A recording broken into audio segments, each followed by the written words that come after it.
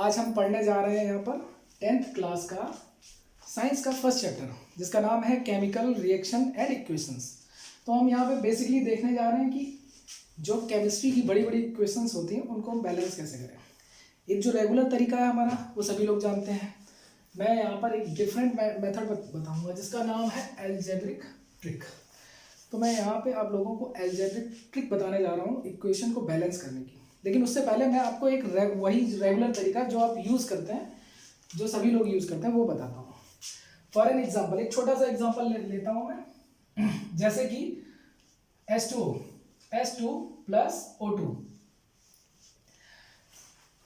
दो atom hydrogen के, दो ऑक्सीजन के, इनसे हाइड्रोजन और ऑक्सीजन मिलके क्या बनता है, वाटर बनता है H2O। तो यहाँ पे अगर आपसे कहा जाए कि क्या ये इक्वेशन बैलेंस है, तो हम देखेंगे ये बैलेंस है कि नहीं। तो सबसे पहला काम होता है, हम यहाँ पे काउंट करते हैं। हम यहाँ लिखते हैं number of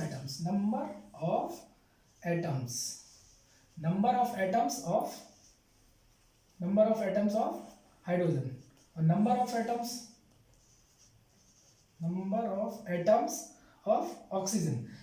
reactant product, this side, ये जो लेफ्ट साइड होती है एरो के, उसको कहा जाता है रिएक्टेंट साइड। ये रिएक्टेंट होते हैं, रिएक्टेंट मिलके एक प्रोडक्ट बनाया करते हैं। तो एरो के राइट साइड जो होती है उसको कहा जाता है प्रोडक्ट साइड।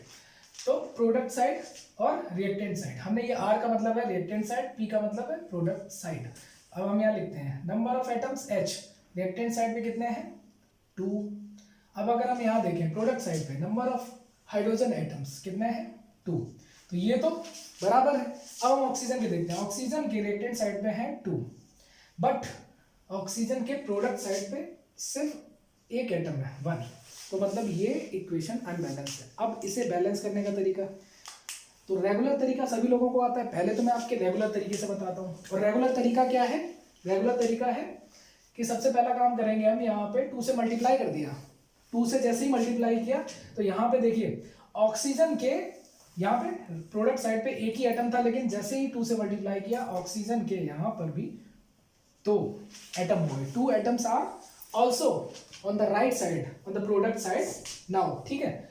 अब देखो यहाँ पे हाइड्रोजन के पहले 2 एटम थे, ठीक है, प्रोडक्ट साइड पे, लेकिन अब 2 × 2 4, प्रोडक्ट साइड पे हो गए 4। तो अब ये प्रोडक्ट साइड पे 4 होने की वजह से रिएक्टेंट साइड 2 है, तो ये अनबैलेंस हो गई। तो अब क्या करेंगे, अब हम करेंगे 2 का मल्टीप्लाई कर देते हैं H साइड पे, तो ये हो गया 2H2 यानी कि 4। अब रिएक्टेंट साइड पे भी एटम हो गए 4। अब ये इक्वेशन हो गई बैलेंस। देखिए 4 4 2 2। अब यहाँ पे अगर देखा जाए, यहाँ पे देखिए 4 एटम्स हैं हाइड्रोजन के और प्रोडक्ट साइड पे भी 4 एटम्स हाइड्रोजन के, 2 एटम्स रिएक्टेंट साइड है ऑक्सीजन के, तो 2 × 2 एटम हो गए तुम्हारे प्रोडक्ट साइड पे भी, ठीक है। तो ये हो गया तुम्हारा इक्वेशन बैलेंस। मतलब ये इक्वेशन बैलेंस हो गई। ये है रेगुलर तरीका जो कि अभी तक सभी लोग फॉलो करते हैं, आप भी फॉलो करते हैं। और इट माइट बी पॉसिबल कि many peoples also know about the algebraic sum, but little bit possibility that some students don't know about the algebraic trick. So today I am here to deliver the special thing that students that do not know about the algebraic trick. तो अब हम आज उन student को, वो student beneficiary होंगे जो कि आज तक नहीं जानते थे अलजेब्रिक ट्रिक को। क्यों? क्योंकि कुछ इक्वेशंस होती हैं, काफ़ी बड़ी इक्वेशंस होती हैं।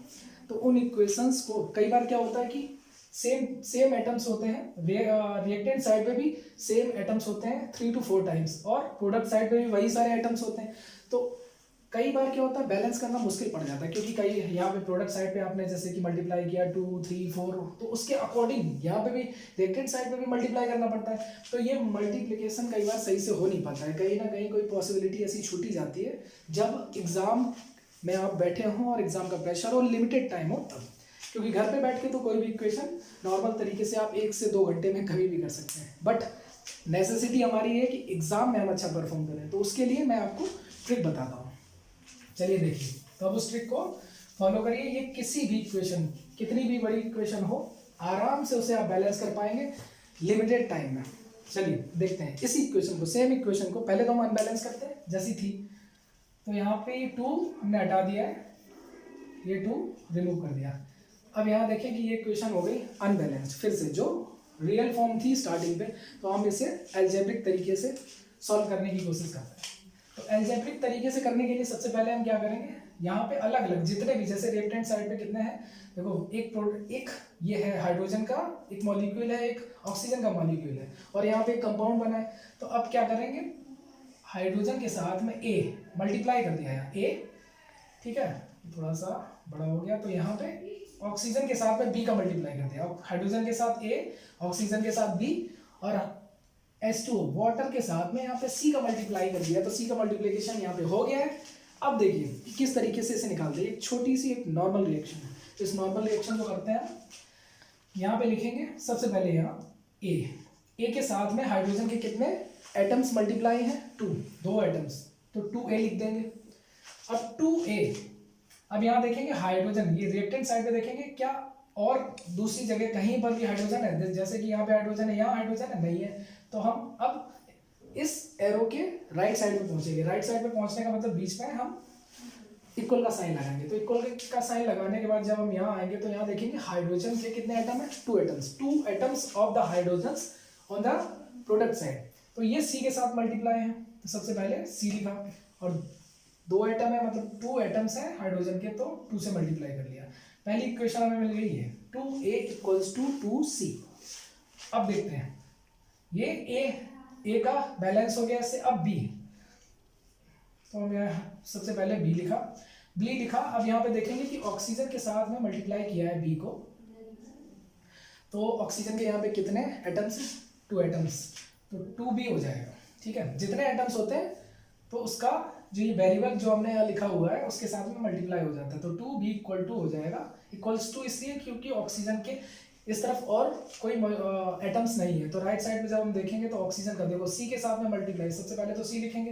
अब ऑक्सीजन का यहाँ देखेंगे कितना है, 1 2 3 कितना है, तो यहाँ पे 1 है, तो 1 का यहाँ पे आयतन मल्टीप्लाई करो और छोड़ दो, क्योंकि 1 का मल्टीप्लाई किसी भी चीज़ में होगा तो वो सेम नंबर आएगा या सेम लेटर आएगा, तो यहाँ पे B की वैल्यू आ जाएगी आपकी C/2। अब ये 2 वैल्यू आ गई, तो अब सवाल उठता है कि ये वैल्यू आ गई तो अब हम इन्हें कैसे नंबर्स के फॉर्म में लाएंगे। तो हमेशा याद रखना कि सबसे पहला काम होता है इसमें लेट A इक्वल्स टू 1, ये हमेशा मानना है, A को हमेशा 1 मानो। अब जब A को 1 मान लिया आपने, तो इस इक्वेशन से अगर आप देखेंगे A इक्वल टू 1 है, ये जो इक्वेशन है 2A इक्वल टू 2C, पहले तो 2 से 2 कैंसिल हो जाएगा, इक्वल टू C बचेगा। अब A इक्वल टू 1 हमने लेट किया है, तो A की जगह 1 रखो तो C ऑटोमेटिकली 1 आ जाएगा, मीन्स A की वैल्यू आ गई 1, C की वैल्यू आ गई 1। अब B की वैल्यू निकालते हैं, तो B इक्वल टू जैसा कि यहाँ दिखाई दे रहा है आपको C/2 है, तो C/2 मतलब C की वैल्यू 1 है, तो 1 रखा और 2, तो B की वैल्यू आ गई 1/2। ये फ्रैक्शन है, तो इस फ्रैक्शन को सही करने के लिए क्या करेंगे, जो डिनोमिनेटर है, जैसे यहाँ पे देखो डिनोमिनेटर 2 है B का, इससे सारा A C और B तीनों के साथ मल्टीप्लाई कर देंगे। मतलब इसमें क्या होता है कि इसमें देखा जाता है, जैसे यहाँ 2 है, अगर यहाँ 1/4 होता तो हम 4 से मल्टीप्लाई करते हैं, जो सबसे छोटा डिनोमिनेटर होता है ओवरऑल उसका मल्टीप्लाई किया जाता है सारी रिमेनिंग वैल्यूज में। तो अभी यहाँ पे 2 है, ठीक है, 2 है नीचे डिनोमिनेटर, तो इस डिनोमिनेटर का सब में मल्टीप्लाई करेंगे। लाइक इसमें मल्टीप्लाई किया 2 का A की वैल्यू में, तो आंसर आया 2, C की वैल्यू में 2 का मल्टीप्लाई किया तो आंसर आया 2, और B की वैल्यू में 2 का मल्टीप्लाई किया तो 2 से 2 कैंसिल हो गया, आंसर आया 1। ये आ गई वैल्यू A B और C की। अब हम वापस अपनी इक्वेशन में इन वैल्यूज को पुट करेंगे। A की वैल्यू कितनी है, 2 है, 2 लिख दिया। B की वैल्यू कितनी है, B की वैल्यू 1 है, तो 1 लिखे या ना लिखे कोई फर्क नहीं पड़ता, इसलिए एक्चुअल में ही लिखा नहीं जाता है 1, ठीक है। अब C की वैल्यू कितनी है, 2 लिख दिया। अब हम इसे देखते हैं कि ये इक्वेशन बैलेंस हुई या नहीं, तो काउंट करते हैं हम। तो रिएक्टेंट साइड पे हाइड्रोजन के एटम हो गए 2 × 2 4 हो गए। अब यहाँ देखते हैं प्रोडक्ट साइड पे 2 × 2 4, हाइड्रोजन के एटम यहाँ पे भी 4 है, मतलब हाइड्रोजन बैलेंस हो गया। अब ऑक्सीजन देखते हैं, ऑक्सीजन के एटम्स कितने हैं, 2 हैं रिएक्टेंट साइड पे, और यहाँ पे देखो 2 × 2O है ना, 2 का मल्टीप्लाई O में, तो 2 × O मतलब 2, तो यहाँ पे भी कितने हैं, यहाँ पे 2 है और यहाँ पे भी 2 है, तो ये इक्वेशन हो गई बैलेंस। तो ये तरीका है आपका ये थी एक छोटी सी इक्वेशन। अब हम आपको दिखाएंगे कुछ बड़ी बड़ी इक्वेशंस होती हैं, उनको किस तरीके से बैलेंस किया जाए। तो देखो, अभी हम लोगों ने देखा था एक छोटी सी इक्वेशन को बैलेंस किया था।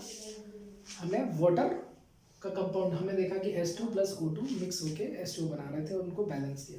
अब हम देखने जा रहे हैं एक और एग्जांपल है, फॉर एन एग्जांपल, ठीक है, सेकंड एग्जांपल। तो ये सेकंड एग्जांपल जो है वो है, यहाँ देखो Fe प्लस O2, ठीक है, ये क्या है, फेरस है, तो फेरस ऑक्साइड। तो इसका एग्जांपल हम यहाँ देखने जा रहे हैं, तो कि Fe प्लस O2, और यहाँ पे देखो Fe, अगर हम देखेंगे कि नंबर ऑफ एटम्स Fe के रिएक्टेंट साइड पे, प्रोडक्ट साइड पे, और ऑक्सीजन की, तो Fe, तो इसके कितने हैं, यहाँ पर 1 है रिएक्टेंट साइड पे, ठीक है, और प्रोडक्ट साइड पे कितने हैं, 2 है। तो यहीं से पता चल रहा है कि ये इक्वेशन अनबैलेंस्ड है। अब इसका भी देख लें, ऑक्सीजन का, ऑक्सीजन के रिएक्टेंट साइड पे हैं 2 और प्रोडक्ट साइड पे कितने हैं, 3, तो ये इक्वेशन अनबैलेंस्ड है। तो अब हम इसे अपने एल्जेब्रिक तरीके से इसे सही करेंगे, ठीक है। तो इसे सही करने के लिए देखिए, तो सबसे पहला काम स्टूडेंट्स क्या करेंगे, सबसे पहले Fe के साथ में हम मल्टीप्लाई करेंगे A से, उसके बाद सेकेंड यहाँ पर B से मल्टीप्लाई करेंगे, तो लास्ट में प्रोडक्ट साइड पे C से मल्टीप्लाई किया। अब ये मल्टीप्लिकेशन हो गया, तो फिर से हम उसी तरीके से इसको फॉलो करेंगे जो तरीका पहले बताया था। A, सबसे पहले हमने लिखा A। अब A यहाँ पे देखना है कि Fe के कितने आइटम है, तो सिंगल आइटम है मतलब 1, तो 1 का मल्टीप्लाई अगर करो तो भी ठीक, नहीं करो तो कोई दिक्कत नहीं, क्योंकि 1 इंटू A ही आएगा। प्लस, और यहाँ पे देखेंगे प्लस लगाना है कि नहीं, क्यों, क्योंकि Fe का कोई दूसरा यहाँ पर एटम तो नहीं है, तो इस तरफ रिएक्टेंट साइड पे और दूसरा कोई एटम नहीं है, तो हम A इक्वल्स टू, यहाँ देखेंगे कितने एटम है, बराबर के उस तरफ राइट साइड पे Fe के सबसे पहले C लिखा, यहाँ पर 2 एटम्स हैं Fe के, तो 2C हो गया। अभी 2C हो गया, तो यहाँ से निकल के क्या आया, A इक्वल टू 2C, एक इक्वेशन हो गई है। अब दूसरा देखेंगे ऑक्सीजन के लिए, तो ऑक्सीजन के लिए B है, यहाँ पर ऑक्सीजन के एटम्स हैं 2, तो 2 एटम्स होने की वजह से 2B, फिर इक्वल्स टू कितने हैं यहाँ पर C के साथ में, सबसे पहले C लिखा, C के साथ में ऑक्सीजन के 3 एटम्स हैं, तो 3 एटम्स हैं राइट साइड पे, तो 3 लिख लिया। अब यहाँ से निकल के आ रहा है B इक्वल टू कितना आ रहा, 3/2 इंटू C, 3/2 इंटू C, ये आ रहा है। A की वैल्यू आ गई, B की वैल्यू आ गई। तो अब हम यहाँ देखते हैं, पहले की तरह लेट A इक्वल्स टू 1 को हमने, सॉरी A को हमने 1 लेट कर लिया, मान लिया। तो A को अगर 1 माना तो यहाँ A की वैल्यू पुट करेंगे इस इक्वेशन में, तो ये A इक्वल टू 2C था, यहाँ 1 रखेंगे, 1 इक्वल टू 2C, तो C इक्वल टू कितना आ गया, 1/2। A की वैल्यू आ गई, C की वैल्यू आ गई। अब C की वैल्यू आ गई, तो यहाँ पे इस इक्वेशन में, यहाँ वाली इक्वेशन में रखेंगे, B की वैल्यू निकाल देंगे, तो B इक्वल टू है 3/2C। तो C की वैल्यू कितनी आई है, 2, सॉरी 1/2, तो C यहाँ पे C की जगह ऐसे रिप्लेस कर दो, C की जगह लिख दो 1/2, सॉरी ये C ऊपर है, C की वैल्यू रखेंगे 1/2, तो B इक्वल टू 3/2 और यहाँ इंटू 1/2, C की वैल्यू रखेंगे ना 1/2, तो C की वैल्यू 1/2 हो जाएगी। अब देखिए इसे सॉल्व कर लेते हैं। B इक्वल टू, ये क्या हुआ ऊपर वाला 3/2 और नीचे डिवाइड बाई 2, कुछ ऐसे ही जा रहा है ना, ये 2 जो नीचे है और 2 नीचे है, तो अब इसका नीचे 1 लेट कर लेते हैं, और इसका मल्टीप्लिकेशन कैसे होता है, सबसे नीचे वाला होता है ऊपर वाले के साथ और मिडिल वाला मिडिल वाले के साथ। तो इससे आंसर क्या आएगा, 3/4। तो आपकी B की वैल्यू आ गई 3/4, तो B की वैल्यू आ गई 3/4। अब यहाँ लाइन से लिख लेते हैं, A इक्वल टू आया 1, B इक्वल टू आया आपका 3/4 और C इक्वल टू आपका आया 1/2। ये वैल्यूज आ गई। अब ये देखिए फ्रैक्शन है, तो इन फ्रैक्शन वैल्यूज को सॉल्व करने के लिए क्या करेंगे, इनको मैंने बताया था कि जो डिनोमिनेटर सबसे छोटा होता है, तो यहाँ पे देखो A, B और C में डिनोमिनेटर ये 4, ये छोटा है, ठीक है, तो अब अगर ये छोटा है, ये स्मॉलर है, तो अब इसमें इस 4 से सब में मल्टीप्लाई कर देंगे। पहला ए में मल्टीप्लाई किया 4, फिर बी की वैल्यू में भी 4, फिर सी की वैल्यू में भी 4। अब ए इक्वल टू हो गया 4, बी इक्वल टू हो गया, ये 4 4 कैंसिल हुआ तो 3, और सी इक्वल टू 2 2 ज़ा 4, तो ये हो गया 2 × 1 2। तो हमारी ए बी और सी की वैल्यूज आ गई, ए आया 4, बी 3 और सी 2। अब इन वैल्यूज को हम वापस इक्वेशन में पुट करते हैं, देखते हैं कि इक्वेशन बैलेंस हुई या नहीं। तो ए इक्वल टू आया 4 और बी इक्वल्स टू आया 3 और सी इक्वल्स टू आया 2। अब चेक करते हैं कि ये इक्वेशन बैलेंस हुई या नहीं हुई। तो अब यहाँ देखिए, यहाँ पे 4 एटम हो गए Fe के, इस जगह पे 4 एटम है Fe के। अब ये रिएक्टेंट साइड पे, अब प्रोडक्ट साइड पे देखते हैं 2 × 2 4, 4 एटम हो गए आपके Fe के, मतलब ये इक्वल हो गया। और ये यहाँ पर ऑक्सीजन के एटम्स देखते हैं इसमें, तो 3 × 2 6, ये 6 हो गए। अब यहाँ पे देखते हैं प्रोडक्ट साइड पे 2 × 3, तो यहाँ पर भी आपके हो गए 6, मीन्स ये इक्वेशन बैलेंस हो गई दोनों तरफ। तो ये था एक और छोटा एग्जाम्पल। चलिए अब हम एक नेक्स्ट एग्जाम्पल लेते हैं जो कि थोड़ा सा लेंदी है। तो ये इक्वेशन अब आपके सामने है, नेक्स्ट एग्जाम्पल है ये, नेक्स्ट एग्जाम्पल। तो अभी तक हमने 2 एग्जाम्पल्स देखे हैं, अब ये थोड़ा सा उन एग्जाम्पल से थोड़ा सा लेंदी, थोड़ा सा बड़ा एग्जाम्पल है। तो इसके लिए अब हम देखते हैं, ठीक है, कि कैसे इसे करेंगे। तो सबसे पहला काम क्या करेंगे हम, जैसा कि अभी लास्ट 2 एग्जाम्पल्स में किया था, हम लिखेंगे NaOH के साथ में A का मल्टीप्लाई किया, H2SO4 के साथ में B का मल्टीप्लाई किया, और फिर यहाँ प्रोडक्ट साइड पे आएंगे, ये हो गया C। अब देखो अभी तक हम A B C थी, सिर्फ 3 वेरिएबल आ रहे थे, लेकिन अब एक और वेरिएबल आएगा क्योंकि ये इक्वेशन थोड़ी सी बड़ी हो गई, तो यहाँ पर D का मल्टीप्लाई किया जाता है। ऐसे ही बढ़ाते जाएंगे, अगर और भी होते तो D के साथ E F, ये सिर्फ हमारे लिए, आप कुछ भी लिख सकते हो यहाँ, A B C D की जगह आप P Q R S T जो लेना चाहो, क्योंकि इनसे हमें कोई मतलब नहीं, इनकी वैल्यू निकाली जाती है, मेन हमें वैल्यू देखनी होती है, ठीक है। तो अब हम यहाँ पे फिर से शुरू करते हैं। अब यहाँ राइट साइड पे आएंगे। अब यहाँ आप देखेंगे कि पहले मैं बता रहा था ना कि क्यों देखना होता है हमें एक साइड पे कि किसी कोई एक एटम 2 जगह तो नहीं लिखा हुआ है। अब यहाँ आपको पूरी की पूरी चीज़ें समझ में आएंगी। सबसे पहले हम Na से शुरू करते हैं, A। अब हम सोडियम को देख रहे हैं। सबसे पहले तो सोडियम के लिए, सोडियम में मल्टीप्लाई है A, सॉरी तो यहाँ पे सोडियम का एक ही एटम, तो A हो गया सॉरी।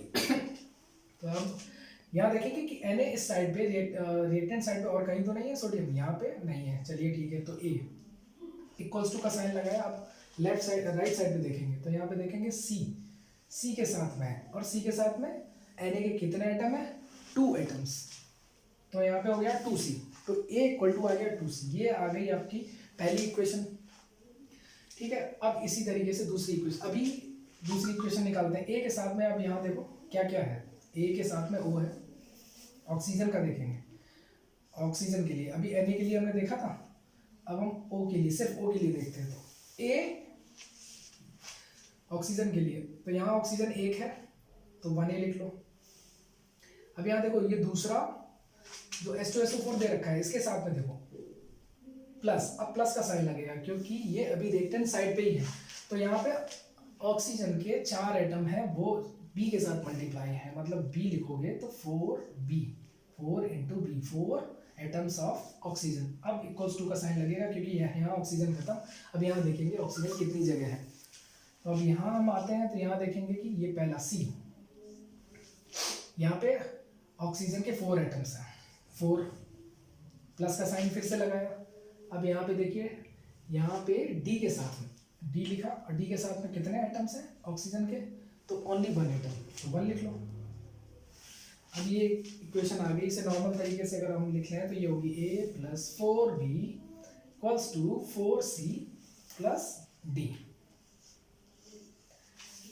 A = 2C और A + 4B = 4C + D, ये 2 इक्वेशन आ गई। अब हम देखते हैं यहाँ पे देखो और भी कोई चीज़ बची है, यहाँ हाइड्रोजन बचा हुआ है और सल्फर भी बचा है। तो अब इनको भी बैलेंस करना है, तो इनके लिए भी इक्वेशन बनेगी। तो इनके लिए इक्वेशन बना लेते हैं। पहले हाइड्रोजन, हाइड्रोजन ए के साथ में है तो ए, और हाइड्रोजन का एक ही एटम है, सिंगल एटम, तो 1 लिखा जाएगा। अब यहाँ देखो आगे है क्या, हाँ है प्लस, यहाँ पे हाइड्रोजन के 2 एटम है बी के साथ में, 2 एटम है तो 2b लिख लिया। अब आगे इक्वल टू का साइन लगेगा। अब आगे देखते हैं कि यहाँ हाइड्रोजन के एटम कहाँ पर है, इसमें है नहीं है, यहाँ पर है, मतलब डी के साथ है, और डी के साथ में कितने हैं, 2 हाइड्रोजन के एटम है। तो अब ये एक इक्वेशन बन गई। इसे नॉर्मल तरीके से लिखें तो a + 2b = 2d। एक इक्वेशन ये बन गई आपके पास। अब देखिए क्या क्या हो गया है। ये पहला जो हमने बैलेंस किया था ये Na के लिए था, सोडियम के लिए। दूसरा ये हमने बैलेंस किया, ये किसके लिए था, ऑक्सीजन के लिए था। थर्ड हमने ये बैलेंस किया, ये किसके लिए, ये था हाइड्रोजन के लिए। अब बचा क्या, सल्फर। ठीक है, ये मैंने इसलिए लिख दी कि समझ में आ जाए कौन सी इक्वेशन किसके लिए बनी है। अब S, सल्फर के लिए देखते हैं। सल्फर रिएक्टेंट साइड पे सल्फर B के साथ में मल्टीप्लाई है, यहाँ है नहीं है तो सिर्फ B के साथ में है, तो ये S। ठीक है, सल्फर के लिए B सबसे पहले लिखा है यहाँ B। और सल्फर के एटम कितने हैं, ओनली 1, सिर्फ एक है यहाँ पर और कहीं नहीं है। अब राइट साइड पे आएंगे तो इक्वल टू का साइन लगाएंगे। यहाँ देखेंगे सल्फर के कितने एटम है, एक ही एटम C के साथ में एक सिंगल एटम है, तो सिंगल एटम होने की वजह से B = C। एक इक्वेशन ये बन गई। तो अब फाइनली ये 4 इक्वेशन आई हैं। अब नॉर्मल तरीका सबसे पहला याद करो जो मैंने बताया था कि क्या काम करेंगे कि लेट A = 1। सबसे पहले A को 1 मान लेंगे। अब हमारा A हो गया 1, ठीक है। अब ये हमारी इक्वेशन है, तो अब इनमें पुट करना शुरू करेंगे। A = 1 है तो सबसे पहले यहाँ Na वाली इक्वेशन में रखते हैं, ठीक है, यहाँ रखते हैं। A = 2C था, A = 1 आया तो A की जगह अगर 1 रखेंगे तो C = क्या आ जाएगा, 1/2। तो A आ गया, C आ गया, ठीक है, A C आ गया। अब इन बिटवीन A के बाद में B की वैल्यू आनी चाहिए थी, लेकिन C की आ गई, तो इसका मतलब अब हम सीधा D पे नहीं पहुंचेंगे। हमारी कोशिश रहेगी कि पहले B की वैल्यू निकले। तो B की वैल्यू कहाँ से निकलेगी, अब इक्वेशंस देखते हैं कहाँ पुट करें। तो यहाँ देखो B = C है, तो सिंपल P = C है, तो B = C की वैल्यू 1/2 निकल आई है। तो ये हो गई हमारी A की वैल्यू, B की वैल्यू और C की वैल्यू। अब हम D की वैल्यू निकालते हैं। तो D की वैल्यू देखो किससे निकल आएगी, अगर ये इक्वेशन उठा लें तो इससे निकल आएगी, ये इक्वेशन उठा लें तो इससे भी निकल आएगी। तो कोई एक इक्वेशन हम उठाते हैं, ठीक है, ये वाली इक्वेशन उठाते हैं। सपोज A + 2B = 2D, ये वाली हमने इक्वेशन उठाई। तो A की वैल्यू कितनी है, 1 + 2 × B की वैल्यू कितनी है, 1/2 = अब यहाँ पे 2 × D, तो ये 2 से 2 कैंसिल, ये कितना हुआ, 1 1 1, यहाँ कितना बचा, 1 बचा प्लस 1 1 1 = 2D। ये हुआ 2 = 2D। अगर D = निकाला तो क्या होगा, 2/2 मतलब 1। तो अब हमारी ये वैल्यूज आ गई। अब इन्हें हम साइड पे लिख लेते हैं, अलग लिख लेते हैं। देखो यहाँ पे A = I 1, B = I हमारी कितनी वैल्यू, 1/2, C = I कितनी, 1/2 और D = I 1। ये वैल्यूज आई। अब फ्रैक्शन को सॉल्व करने के लिए डिनोमिनेटर देखेंगे, लीस्ट डिनोमिनेटर, छोटा डिनोमिनेटर, तो यहाँ पे इक्वली है 2 है, तो 2 का मल्टीप्लाई कर देंगे।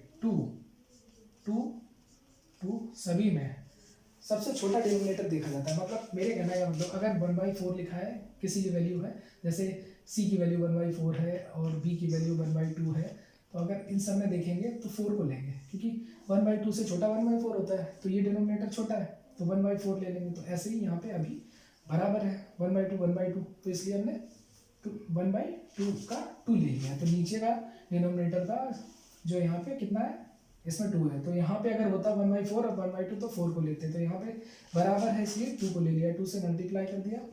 अब देखो A की वैल्यू आ गई 2, यहाँ से 2 कटा, B की वैल्यू आ गई 1, 2 से 2 यहाँ पे भी कैंसिल हुआ, C की वैल्यू आ गई 1, ठीक है, और D की वैल्यू आ गई 2, D की वैल्यू 2 आ गई। अब देखो फाइनली हमारे पास अब यहाँ पे वैल्यूज आ गई हैं लाइन से, इन्हें हम अलग से लिख लेते हैं समझने के लिए। वहाँ अगर क्लैरिटी ना हो तो ए की फाइनल वैल्यू आई है 2, बी की फाइनल वैल्यू आई है 1 और सी की फाइनल वैल्यू आई है 1 और डी की फाइनल वैल्यू आई है 2।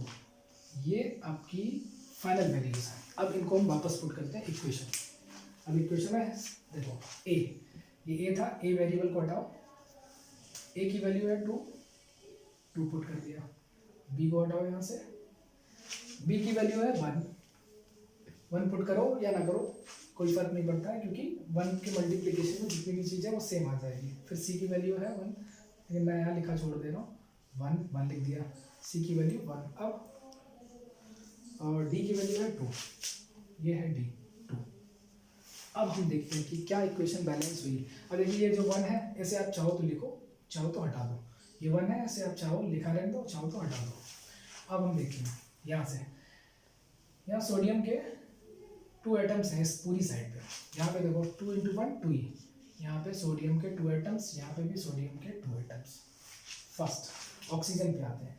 ऑक्सीजन देखो काउंट करो यहाँ पे इस जगह पे 2 का मल्टीप्लाई हुआ पूरे में, तो 2 इंटू ये 1, एक था ऑक्सीजन का एटम, तो 2 × 1 2, ऑक्सीजन के यहाँ पे है 2। इस जगह देखो 1 का मल्टीप्लाई हुआ है इसके साथ 4, तो यहाँ पे कितना है 4, तो ऑक्सीजन के इन दोनों को ऐड कर दो, तो ऑक्सीजन के हो गए 6, 2 + 4 6 लेफ्ट साइड पे। अब राइट साइड पे देखते हैं, राइट साइड पे देखेंगे ये 1 का मल्टीप्लाई है पूरे में, तो ऑक्सीजन के अगर देखेंगे यहाँ से आ रहे हैं 4। इस जगह देखो 2 × O, O का O एक सिंगल एटम है, तो 2 का मल्टीप्लाई हो रहा, तो यहाँ से निकल के आया 2, 4 + 2, 4 + 2 आ गया 6। ऐसे यहाँ पे भी 4 + 2 आ गया था 6, मतलब ऑक्सीजन भी बैलेंस हो गई है, सोडियम बैलेंस हो गया, ऑक्सीजन बैलेंस हो गया। ठीक है, अब हम यहाँ पे देखते हैं दूसरी चीज़। अब यहाँ पे काफ़ी हौच पौच हो गया, तो थोड़ा सा मैं इसे रफ किए दे रहा हूँ समझने के लिए। ठीक है, यहाँ काफ़ी ज़्यादा ये हौच पौच हो गया है। अब देखो, हाँ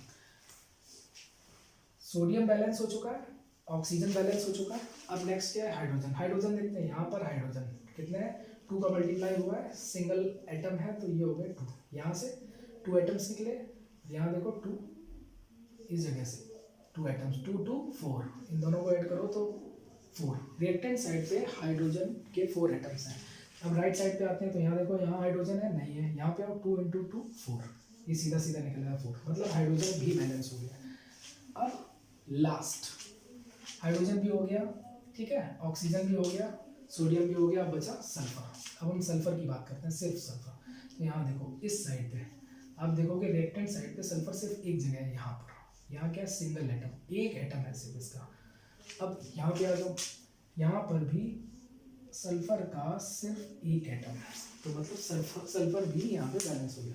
तो ये पूरी इक्वेशन, फाइनल इक्वेशन जो आपके सामने है वो ये सभी लोग नोट कर लें। अब ये 1 मैं हटा दे रहा हूँ, क्योंकि 1 ना भी लिखा जाए तो भी कोई फर्क नहीं पड़ता है, एक फाइनल इक्वेशन, क्योंकि 1 कभी भी लिखा नहीं जाता है, क्योंकि 1 का मल्टीप्लाई किसी भी चीज़ में किया जाए तो आंसर वही आता है सेम। तो अब आपके सामने ये इक्वेशन एक फाइनल इक्वेशन है जो कि पूरी तरीके से बैलेंस हो चुकी है। तो ये थोड़ी सी लेंथी इक्वेशन का एग्जांपल था।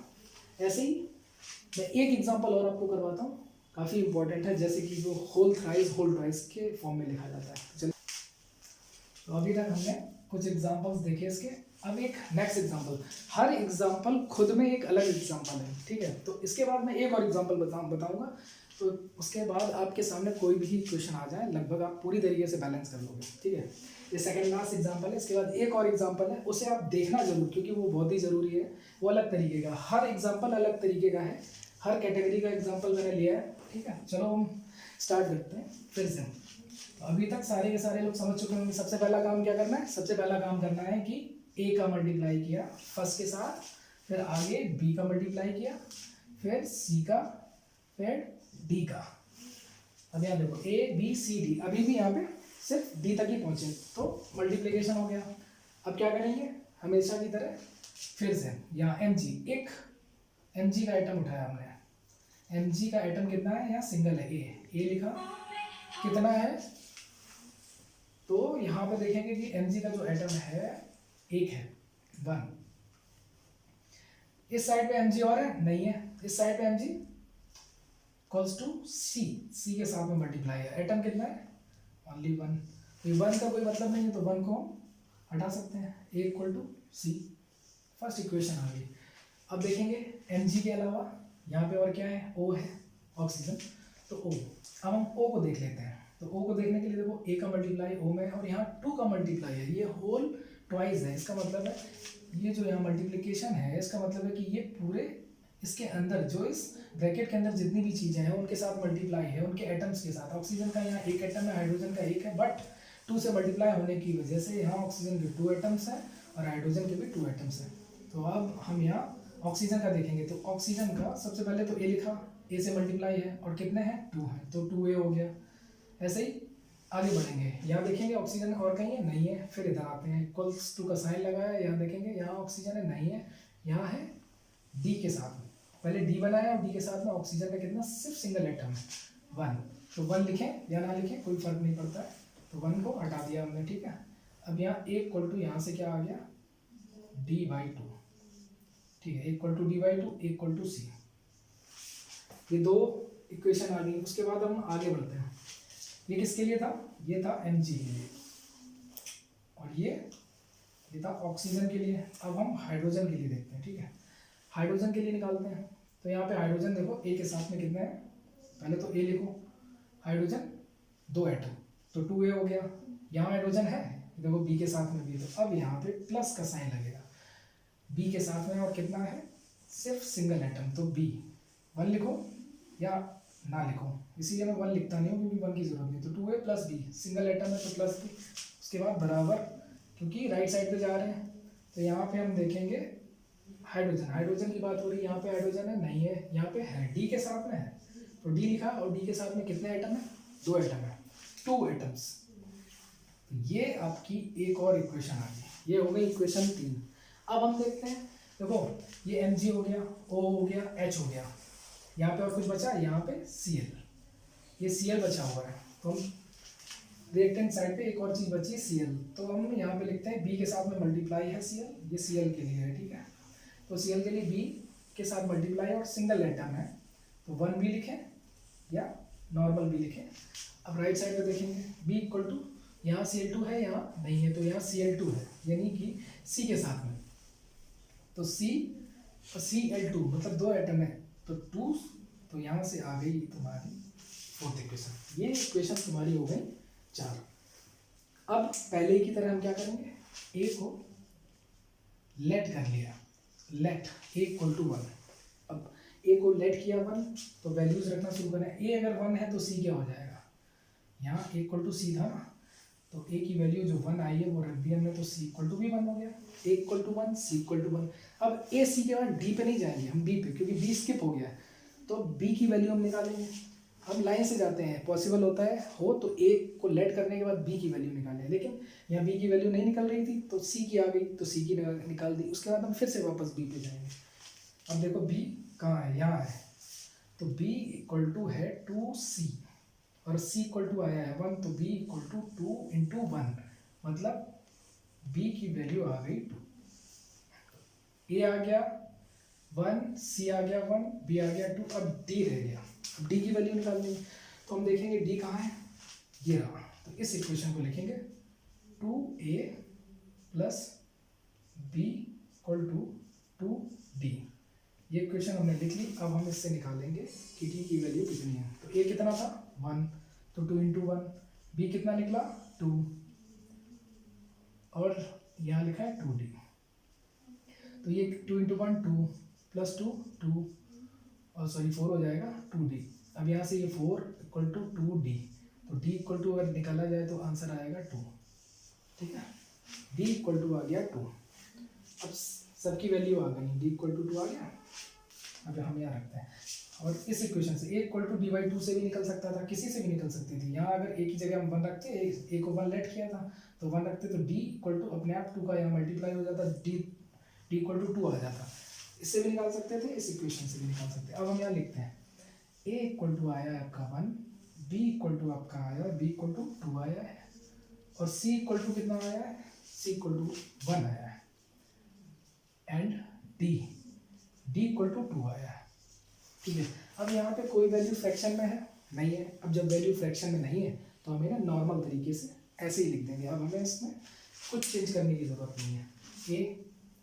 ए की वैल्यू क्या है 1, तो 1 यहाँ लिखें, चलो लिख देते हैं। फिर बी की वैल्यू क्या आई है 2। फिर सी की वैल्यू क्या आई है 1। उसके बाद डी की वैल्यू क्या आई है 2। अब ये सारी वैल्यूज हमने यहाँ पे लिख दी। अब हम यहाँ देखेंगे कि क्या ये इक्वेशन बैलेंस है, चेक करते हैं। अब ये 1 लिखा हुआ ऐसे हटा देते हैं क्योंकि इसको 1 को लिखने की कोई ज़रूरत नहीं है। 1 इंटू द होल 1 ही सेम ही कंपोनेंट जो भी लिखा हुआ वही आएगा। तो अब यहाँ पे हमने देखा एम जी क्या है, यहाँ पे 1 है, एम जी का एक एटम है। अब यहाँ कहीं है नहीं है, यहाँ पे देखो एम जी का सिंगल एटम, तो मतलब एम जी बैलेंस। अब ऑक्सीजन पे आते हैं। ये ऑक्सीजन यहाँ 2 मल्टीप्लाई है इस होल ब्रैकेट में, तो यहाँ ऑक्सीजन का इस जगह से 2 एटम है। यहाँ है ऑक्सीजन नहीं है। अब यहाँ देखोगे ये 2 मल्टीप्लाई है इसमें, तो यहाँ एक एटम है ऑक्सीजन का, इसमें 2 का मल्टीप्लाई है तो ये अपने आप 2 हो गया। तो ऑक्सीजन ये भी बैलेंस है। अब ऑक्सीजन के बाद आती है हाइड्रोजन की बात। अब हाइड्रोजन यहाँ देखो 2 है और इस ब्रैकेट के अंदर है और बाहर 2 का होल ट्वाइस है, तो यहाँ से तुम्हारी हाइड्रोजन भी 2 हो गई। अब इसमें यहाँ देखो यहाँ हाइड्रोजन है, यहाँ पर भी है, यहाँ 2 इंटू एच है, एक एटम में 2 का मल्टीप्लाई, तो यहाँ से 2 हो गए, तो 2 और 2 ये 4। हाइड्रोजन के यहाँ से हो गए एटम 4। अब इस तरह को रिएक्टेंट साइड पे हो गए, प्रोडक्ट साइड पे देखते हैं। तो हाइड्रोजन के यहाँ 4 है, यहाँ देखो यहाँ पे हाइड्रोजन है नहीं है, यहाँ पर हाइड्रोजन है 2 इंटू 2 4, मतलब हाइड्रोजन भी बैलेंस है। अब इसके बाद बचा क्या Cl, सिर्फ Cl बचा। तो अब हम यहाँ पे देखेंगे यहाँ Cl यहाँ है नहीं है, यहाँ पर Cl है। Cl के कितने एटम है 2 से मल्टीप्लाई हुआ है, तो इस जगह Cl के 2 एटम है। अब यहाँ आते हैं, यहाँ देखो यहाँ Cl है, यहाँ पर Cl नहीं है, और यहाँ Cl के कितने 2 एटम्स हैं, तो इस हिसाब से 2। अब ये पूरी इक्वेशन बैलेंस हो गई। ये सब मैं थोड़ा सा सही तरीके से लिख देता हूँ जिससे कि सब लोगों को क्लैरिटी है। ये देखो, अब आप इसे चेक कर सकते हैं फिर से इस मेथड को अप्लाई करके। अगर कोई प्रॉब्लम हो या समझने में प्रॉब्लम आई है तो इस पूरी इक्वेशन को फिर से लिखो जो कि मैंने स्टार्टिंग पे लिखी थी। वीडियो को आगे पीछे करके देखो, वो इक्वेशन लिखो।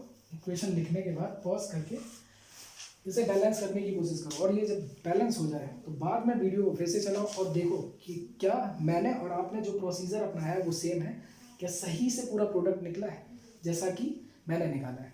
चलिए, तो ये एक अलग तरीके का एग्जाम्पल था। अब इसके साथ ही में एक आखिरी एग्जाम्पल है जो खुद में अलग तरीके का है। उस एग्जाम्पल के बाद लगभग आपको कहीं पे भी कोई प्रॉब्लम नहीं आएगी। चलिए स्टार्ट करते हैं। चलिए, तो ये अब एक लास्ट एग्जाम्पल जो कि मैंने बताया, सारे एग्जाम्पल्स खुद में अलग अलग तरीके के एग्जाम्पल्स हैं, तो ये लास्ट एग्जाम्पल मैं आपको बता रहा हूँ। इसके बाद आपका बैलेंसिंग ऑफ इक्वेशन कंप्लीट हो जाएगा ये टॉपिक। तो ये एग्जाम्पल, चलिए इसके साथ में स्टार्ट करते हैं कि अब ये किस तरीके से होगा। सबसे पहले अभी तक जितने भी स्टूडेंट्स हैं, व्यूअर्स हैं, जो अभी देख रहे हैं लगातार मेरे साथ जुड़े हुए शुरुआत से, उन्हें आइडिया हो चुका है कि मैं क्या करने वाला हूँ। सबसे पहले लिखूंगा ए, HNO3 के साथ मल्टीप्लाई करूंगा ए, फिर बी का मल्टीप्लाई COH का होल ट्वाइस के साथ, उसके बाद फिर मल्टीप्लाई करूंगा मैं यहाँ पर C का मल्टीप्लाई करूंगा CaNO3 के होल ट्वाइस के साथ, उसके बाद अब H2O के साथ में D का मल्टीप्लाई करूंगा। ठीक है, अब ये मल्टीप्लाई हो गया। अब हम स्टार्ट करते हैं वही सेम प्रोसेस। सबसे पहले हम हाइड्रोजन, एक एटम उठाते हैं, हाइड्रोजन हाइड्रोजन के लिए है, तो हाइड्रोजन के लिए हमने क्या लिया ए मल्टीप्लाई है तो ए लिख लिया, एटम एक ही है तो ए रहने दो। यहाँ देखो हाइड्रोजन है, बिल्कुल है, कितना है होल ट्वाइस है, बी के साथ में सबसे पहले हमने लिखा ए प्लस, क्योंकि ए प्लस के साथ ही में बी लिखा, और यहाँ हाइड्रोजन के 2 एटम है तो 2b। अब यहाँ पर हाइड्रोजन नहीं है, इक्वल्स टू का साइन लगाया, बराबर की जगह है। यहाँ देखो हाइड्रोजन कहाँ है, यहाँ पर है, सी के साथ में नहीं है, डी के साथ में है, तो सबसे पहले डी लिखा। हाइड्रोजन के कितने एटम है 2, तो 2 एटम लिख लिए। तो हमारी पहली इक्वेशन आ गई है। इस इक्वेशन में ये देखिए, ये इक्वेशन हो गई a + 2b = 2d। अब हाइड्रोजन के बाद हम देखते हैं नाइट्रोजन, दूसरा एटम देखते हैं नाइट्रोजन n। नाइट्रोजन यहाँ पर देखेंगे कितना है 1, ए के साथ, ए लिखा a × 1 1 प्लस, यहाँ देखो नाइट्रोजन है नहीं है, तो ये प्लस साइन हटा दो, बराबर इक्वल्स टू का साइन, क्योंकि एरो की दूसरी तरफ अगर नाइट्रोजन है तो यहाँ पे इक्वल्स टू का साइन लगा है। एन कहाँ पे है, यहाँ है सी के साथ में, तो सबसे पहले सी लिखो। और एन कितना है, होल ट्वाइस। इस टू का मतलब है ये पूरे के पूरे एन और ओ दोनों के साथ में मल्टीप्लाई है, तो टू का मल्टीप्लीकेशन एन के साथ, यहाँ एक एटम है तो टू मल्टीप्लाई होगा तो दो हो जाएंगे, तो एन के टू एटम होगा, यहाँ सी मल्टीप्लाई है तो 2C, A equal to 2C। एक दूसरी रिएक्शन आ गई। अब थर्ड देखते हैं ऑक्सीजन। ऑक्सीजन का यहाँ पर देखिए ए के साथ में, सबसे पहले ए लिखा, उसके साथ में एटम कितने हैं ऑक्सीजन के, 3 एटम। अब यहाँ देखो है, यहाँ पर भी है, यानी कि प्लस बी लिख लिया सबसे पहले। अब बी के साथ में कितने एटम है, होल ट्वाइस है, तो एच के 2 एटम है, तो 2B हो गया। अब इक्वल्स टू एरो की उस तरफ के लिए इक्वल्स टू का साइन। यहाँ देखो हाइड्रोजन के कितने एटम है, यहाँ पर एक भी नहीं है, यहाँ पर मतलब डी के साथ में है तो डी लिखा, डी के साथ में कितने हैं, 2 एटम है, तो 2D। सॉरी ये ऑक्सीजन को हम देख रहे थे, ऑक्सीजन को 3A, यहाँ कितने हैं, A इंटू 3, हाँ 3A, और यहाँ पर कितने ऑक्सीजन के 2 इंटू बी, 2B। और ये D के साथ में ऑक्सीजन देख रहे थे हम, ये हाइड्रोजन पे आ गए, सो सॉरी, यहाँ ऑक्सीजन के एटम्स देख रहे थे हम, बाय मिस्टेक हाइड्रोजन पे आ गए। तो हाँ यहाँ पर देखो इसके इस तरफ लेफ्ट साइड पे हो गया था, राइट साइड पे आ रहे थे, तो C। यहाँ पे ऑक्सीजन के कितने, यहाँ 3 है, O3 और 2 का मल्टीप्लाई है मतलब 6 हो गए। सबसे पहले C लिखा, 2 इंटू 3 6 हो गया। उसके बाद में अब यहाँ देखो डी के साथ में भी है तो प्लस, डी के साथ में कितना है, डी इंटू 1, सिर्फ एक एटम है हाइड्रोजन का, सॉरी ऑक्सीजन का, हम ऑक्सीजन का देख रहे थे बाई मिस्टेक्स, इस तरफ हाइड्रोजन का देखने लगे। हाइड्रोजन का तो पहले ही बैलेंस कर चुके हैं, तो इसे दोबारा देखने की जरूरत नहीं है। ऑक्सीजन का हो गया। अब ऑक्सीजन के बाद यहाँ देखो क्या बचा है, हाइड्रोजन हो गया, नाइट्रोजन हो गया, ऑक्सीजन हो गया। अब यहाँ पे कैल्शियम बचा हुआ है, तो Ca कैल्शियम के लिए जब हम यहाँ देखेंगे तो क्या है, एक ही एटम है, किसके साथ में मल्टीप्लाई, बी के साथ में, तो सिंगल बी लिख लिया इक्वल्स टू, यहाँ आए कैल्शियम सी के साथ में तो पहले सी लिख लो, एटम कितने, एक ही है तो बी इक्वल टू सी। अब ये आपके सामने 4 इक्वेशन हो गई। अब इन 4 इक्वेशन को सॉल्व करने के लिए फिर से क्या करेंगे, वही तरीका। सबसे पहले a इक्वल्स टू 1 लेट किया a इक्वल टू 1। अब a इक्वल टू 1 मान लिया तो a की वैल्यू हम कहाँ रखेंगे, सबसे पहले यहाँ रखते हैं, a इक्वल टू 2C दे रखा है, तो a इक्वल टू 1 निकला है तो 2C, तो C इक्वल टू निकला 1/2। देखो a की वैल्यू आ गई और a की वैल्यू आ गई, c की वैल्यू आ गई, a की वैल्यू 1, c की वैल्यू 1/2। अब a और c की वैल्यू आ गई तो हम b की वैल्यू की तरफ जाते हैं। b की वैल्यू यहाँ देखो, b इक्वल टू c दे रखा है, तो b इक्वल टू c का मतलब हो गया b इक्वल टू 1/2 है, तो सॉरी c इक्वल टू 1/2 है तो b इक्वल टू भी 1/2 हो जाएगा। अब a की वैल्यू, b की वैल्यू, c की आ गई। अब d की वैल्यू निकालते हैं, तो d की वैल्यू के लिए हम ये इक्वेशन उठा लेते हैं, a plus 2b equal to 2d। a की वैल्यू कितनी है, 1, और 2 इंटू b की वैल्यू है 1/2 इक्वल टू 2d। तो यहाँ देखो 1 है, 1 को 1 ही रहने दो, 2 से 2 कैंसिल हुआ, यहाँ बचा 1 इक्वल टू 2d। ये कितना होगा 2, ये कितना होगा 2d। अब d इक्वल टू क्या हो गया 2/2, देखिए 1, तो मतलब d इक्वल टू आ गई 1। अब यहाँ हम लिख लेते हैं वैल्यूज को, a इक्वल टू क्या आया 1, b इक्वल टू क्या आया 1/2, c इक्वल टू क्या आया 1/2 और d इक्वल टू आया 1। अब यहाँ देखो फ्रैक्शन वैल्यू आ गई फिर से, और फ्रैक्शन वैल्यू जब भी आती तो मैंने क्या कहा था कि जो सबसे छोटा डिनोमिनेटर, तो यहाँ पे अगर इनके डिनोमिनेटर देखोगे तो यहाँ 1 होगा, ठीक है, यहाँ पे 2 है, तो यहाँ पर ओवरऑल तुम देखोगे तो डिनोमिनेटर छोटा क्या है 2 है, ठीक है। अब इस 2 का मल्टीप्लाई करेंगे सबके साथ में, यहाँ पे भी और यहाँ पे भी, क्योंकि ये देखो यहाँ 1 है ना, सिंगल 1 था, तो 1/1 करो तो 1 और 1/2 हो तो 2 छोटा होगा, ऐसे ही 1/4 हो तो 4 उससे भी छोटा हो जाएगा, तो इसीलिए यहाँ पे क्या है 2 सबसे छोटा है, तो 2 सबसे छोटा है, 2 का मल्टीप्लाई सब में किया, फाइनल 2 की यहाँ से a की वैल्यू आ गई 2, b की वैल्यू आ गई 2 से 2 कैंसिल 1, c की वैल्यू 2 से 2 कैंसिल 1 और d की वैल्यू आ गई 1 इंटू 2 2। अब यहाँ हम साइड पे एक बार वैल्यूज लिख लेते हैं, जो वैल्यूज आ गई। ए आया 2, बी आया 1, सी आया 1 और डी आया 2। ये है हमारी फाइनल वैल्यूज। ठीक है, ये हमारी फाइनल वैल्यूज। अब इनको हम पुट अप करते हैं वापस। ए की जगह 2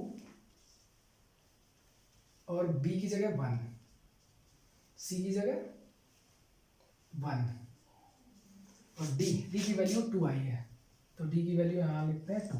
ठीक है, अब हम चेक करते हैं कि ये इक्वेशन बैलेंस है कि नहीं है। स्टार्ट करते हैं। सबसे पहले हाइड्रोजन के यहाँ पे 2 एटम हो गए, 2 इंटू एच है ना, इस जगह पे सिर्फ 2 हो गए। यहाँ देखो, यहाँ पे भी हाइड्रोजन है, तो होल ट्वाइस था, ये 1 ही मल्टीप्लाई होगा। 1 को हटा सकते हो, यहाँ से भी 1 को हटा सकते हो, 1 का मल्टीप्लाई करने की कोई ज़रूरत नहीं है। तो यहाँ होल ट्वाइस है, तो हाइड्रोजन की इस जगह से भी 2 एटम निकले, मतलब ये 2 मिलके हो गए, रिएक्टेंट साइड पे 4 हो गए। अब प्रोडक्ट साइड पे देखते हैं, यहाँ हाइड्रोजन है नहीं है, यहाँ पे है 2 इंटू 2 4, मतलब हाइड्रोजन बैलेंस है। हाइड्रोजन बैलेंस है, अब इसको मिटा देते हैं क्योंकि क्वेश्चन थोड़ी बड़ी है। हाइड्रोजन देखो बैलेंस है। अब दूसरा देखते हैं, हाइड्रोजन हो गया। हाइड्रोजन के बाद अब हम आते हैं नेक्स्ट नाइट्रोजन पे। नाइट्रोजन 2 इंटू एन, नाइट्रोजन के यहाँ से 2 हो गए। यहाँ देखो नाइट्रोजन है नहीं है, यहाँ पे आओ, होल ट्वाइस है, तो 2 हो गए नाइट्रोजन के यहाँ से भी हो गया। तो यहाँ नाइट्रोजन है नहीं है, तो नाइट्रोजन भी दोनों तरफ 2 है, ये भी बैलेंस है, इसको भी मिटा देते हैं। अब नेक्स्ट देखते हैं ऑक्सीजन। ऑक्सीजन के यहाँ पे कितने, ये 3 और 2 से मल्टीप्लाई है, तो ये हो गए 6, यहाँ 6 है।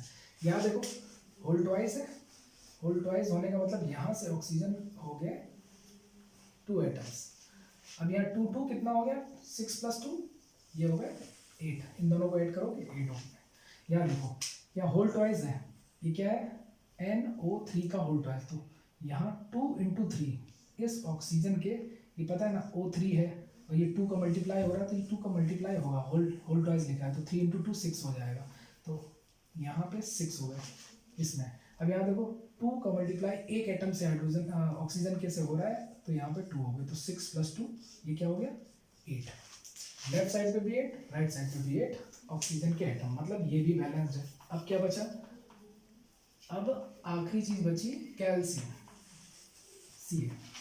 तो Ca बचा है, सारा कुछ हो चुका है। तो Ca देखो यहाँ पे सिंगल एटम, इस तरफ और कहीं Ca है नहीं है, यहाँ पर भी सिंगल एटम, मतलब एक ही है, एक। तो अब ये भी बैलेंस हो गया। तो मैं इस फाइनल इक्वेशन को एन सर्कल कर दे रहा हूँ, ये रही आपकी फाइनल इक्वेशन और ये बैलेंस इक्वेशन है।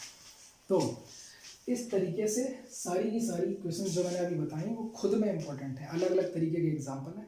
अब आप लोगों के सामने है, किसी भी तरीके की इक्वेशन आ जाए, कितनी भी बड़ी कितनी भी लेंदी, आराम से आप कर लेंगे। बस प्रोसेस शुरुआत से आप यही फॉलो करें, पूरा का पूरा प्रोसेस सेम रहेगा। इस तरीके से आप करेंगे कभी गलती नहीं होगी। लेकिन अगर इतनी बड़ी इक्वेशन में आप रेगुलर तरीके से जाएंगे हो जाएगा, but it might be possible कि आप गलती कर दें, और छोटी सी गलती एग्ज़ाम के अंदर आपके लिए काफ़ी दिक्कत वाली होती है, क्योंकि एक बार जो गलती हो जाती है आप उसको सही करने के लिए और ज़्यादा टाइम वेस्ट करते हैं। इससे अगले क्वेश्चन का टाइम निकल जाता है, निकलने के बाद फिर टाइम रहता नहीं है और कुछ ना कुछ क्वेश्चन छूट जाते हैं। तो इस तरीके से आज हमने अलजेब्रिक ट्रिक देखी, ठीक है। अब हम अगले टॉपिक के साथ फिर से आएंगे। तो जिन लोगों ने अभी तक मेरे चैनल को सब्सक्राइब नहीं किया, GSKS एजुकेशन ये मेरा चैनल है, इस पर हम SST, साइंस, मैथ्स और इंग्लिश की सारी क्लासेस कराएंगे 9 to 12। तो अभी हमने ये फ़िलहाल 10th क्लास का फर्स्ट चैप्टर पढ़ाया है साइंस का, ऐसे ही आगे हम चलते रहेंगे। अभी इस चैप्टर कंप्लीट नहीं हुआ है, धीरे धीरे इसके साथ में हम आगे सभी लोगों को अपडेट देते रहेंगे। तो जिन लोगों ने ये चैनल सब्सक्राइब नहीं किया है, जो अभी तक हमारे साथ जुड़े नहीं हैं, तो वो लोग हमारे चैनल को सब्सक्राइब करें और बेल आइकन जरूर दबाएं, जिससे कि हमारी रेगुलर अपडेट्स आप लोगों को मिलती रहेंगी। एग्ज़ाम्स बहुत ज़्यादा दूर नहीं है, मैक्सिमम 90 डेज़ का टाइम है हमारे पास, और इस 90 डेज़ में हमारी पूरी कोशिश है कि हम जितना बेहतर हो सके आप लोगों को डिलीवर करेंगे, और जिससे कि आप लोग बहुत अच्छे से अपना एग्ज़ाम क्रैक कर पाएँ। चलिए फिर मिलते हैं नेक्स्ट वीडियो में।